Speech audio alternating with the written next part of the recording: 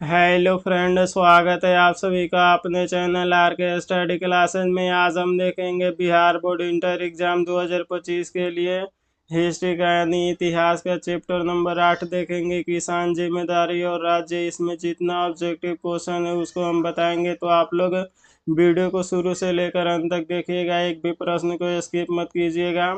और आप लोग इस चैनल पे पहली बार आए हैं तो चैनल को सब्सक्राइब कर लीजिए और बेल आइकन को ऑल पे दबा दीजिए, ताकि आने वाला सही वीडियो का नोटिफिकेशन आप तक पहुंचता रहे। और आप लोग को व्हाट्सअप ग्रुप में जुड़ना है तो आप लोग इस नंबर पे मैसेज करके बोलिएगा सर हमको व्हाट्सअप ग्रुप में जोड़ दीजिए। आपको व्हाट्सअप ग्रुप में जोड़ दिया जाएगा। 7209072298। बस आपको इस नंबर पे मैसेज करके बोलना है सर हमको व्हाट्सअप ग्रुप में जोड़ दीजिए। आपको व्हाट्सअप ग्रुप में जोड़ दिया जाएगा। और आप लोग को पीडीएफ मिल लेना है तो आप लोग इसी नंबर पे मैसेज कीजिएगा, आपको बिल्कुल फ्री में पीडीएफ मिलेगा। तो चलते हैं, बिना कुछ देरी के हुए क्लास को स्टार्ट करते हैं। चलते हैं पहले नंबर प्रश्न पे। पहला नंबर प्रश्न है, 16वीं 17वीं सदी के दौरान हिंदुस्तान में लगभग जितने प्रतिशत लोग गांव में निवास करते थे वह संख्या थी। Option A 85%, option B 75%, option C 65%, option D 95%। तो ये 85% गाँव में निवास करते थे, यानी ए नंबर बिल्कुल राइट आंसर हो जाएगा। चलते हैं 2 नंबर प्रश्न पे। 2 नंबर प्रश्न है, 16वीं सदी में भारतीय गांव में जो अनेक बाहरी ताकतें दिखाई देती थी वे थी। ऑप्शन ए गुलाम राज्य, ऑप्शन बी व्यापार, ऑप्शन सी मुद्रा और बाजार, ऑप्शन डी उपयुक्त में से सभी। तो ये सभी था, यानी डी नंबर बिल्कुल ही राइट आंसर हो जाएगा। चलते हैं 3 नंबर प्रश्न पे। 3 नंबर प्रश्न है, मुगल कालीन ऐतिहासिक स्रोतों में शामिल थे। आपको बताना है मुगल कालीन ऐतिहासिक स्रोतों में कौन शामिल थे। ऑप्शन ए ऐतिहासिक ग्रंथ, ऑप्शन बी सरकारी तथा गैर सरकारी दस्तावेज, ऑप्शन सी उस कालांश में बनी इमारतें समाकर, ऑप्शन डी उपयुक्त में से सभी। तो ये सभी थे, यानी डी नंबर बिल्कुल ही राइट आंसर हो जाएगा। चलते हैं 4 नंबर प्रश्न पे। 4 नंबर प्रश्न है, मुगल काल में भारत में सबसे ज्यादा उपजाई जाने वाली फसलें कौन थी।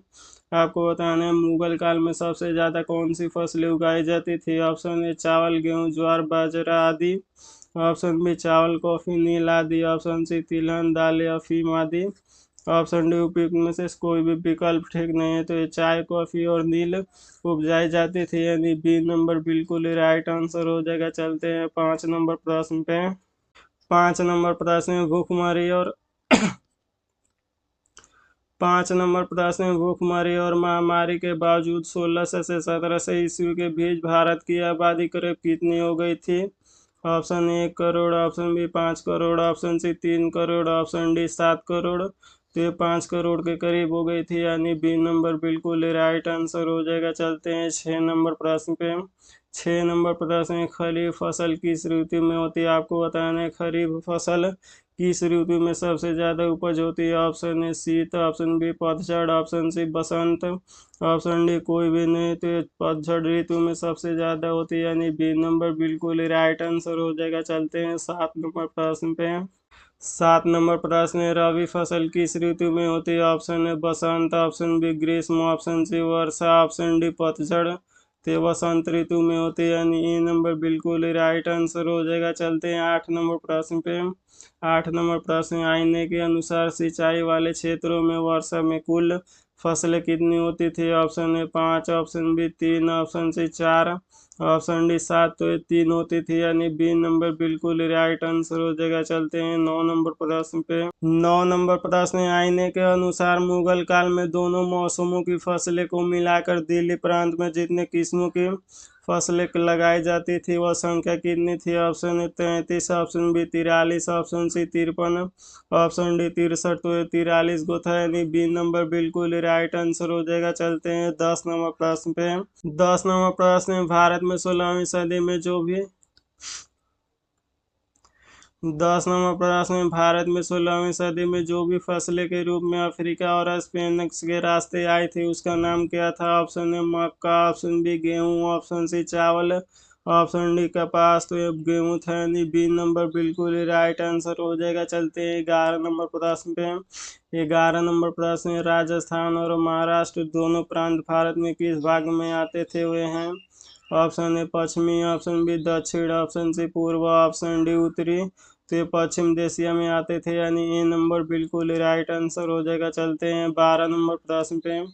12 नंबर प्रश्न, आईने अकबरी आकर 12 नंबर प्रश्न, आईने अकबरी अकबरनामा में किस खंड में संबंधित है? ऑप्शन ए प्रथम खंड, ऑप्शन बी द्वितीय खंड, ऑप्शन सी तृतीय खंड, ऑप्शन डी चतुर्थ खंड। तो ये तृतीय खंड में स्थित है, यानी सी नंबर बिल्कुल राइट आंसर हो जाएगा। चलते हैं 13 नंबर प्रश्न पे। 13 नंबर प्रश्न, किस ग्रंथ में भारत की कृषि अर्थव्यवस्था जलवायु आर्थिक स्थिति और सामाजिक स्थिति पर प्रकाश डाला गया है? Option A Baburnama, option B Humayunnama, option C Akbarnama, option D Tabaqat आप अकबरी। तो हुमायूंनामा में स्थित है, यानी बी नंबर बिल्कुल ही राइट आंसर हो जाएगा। चलते हैं 14 नंबर प्रश्न पे। 15 नंबर प्रश्न, अब्दुल फजल की जीवनी आईने अकबरी के किस भाग में वर्णित है? ऑप्शन ए द्वितीय भाग, ऑप्शन सी चतुर्थ भाग, ऑप्शन सी तृतीय भाग, ऑप्शन डी पंचम भाग। तो ये पंचम भाग में स्थित है, यानी डी नंबर बिल्कुल राइट आंसर हो जाएगा। चलते हैं 16 नंबर प्रश्न पे। 16 नंबर प्रश्न, अब्दुल फजल की कृति अकबरनामा एवं आईने अकबरी मूलतः किस भाषा में लिखी हुई है? Option A Urdu, option B Farsi, option C और बी ऑप्शन डी हिंदी। तो ये फारसी में लिखी गई थी, यानी बी नंबर बिल्कुल ही राइट आंसर हो जाएगा। चलते हैं 17 नंबर प्रश्न पे।